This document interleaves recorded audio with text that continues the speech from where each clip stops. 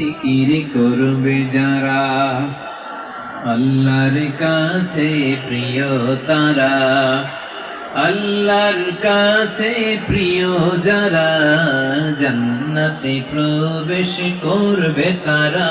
জোড়ে লা ইলাহা ইল্লাল্লাহ, লা ইলাহা ইল্লাল্লাহ, জোড়ে লা ইলাহা ইল্লাল্লাহ, লা ইলাহা ইল্লাল্লাহ, লা ইলাহা ইল্লাল্লাহ, লা ইলাহা ইল্লাল্লাহ, লা ইলাহা ইল্লাল্লাহ, লা ইলাহা ইল্লাল্লাহু মুহাম্মাদুর রাসূলুল্লাহ সাল্লাল্লাহু আলাইহি ওয়াসাল্লাম। মাশাআল্লাহ। হ্যাঁ, এই তো শান্ত হয়ে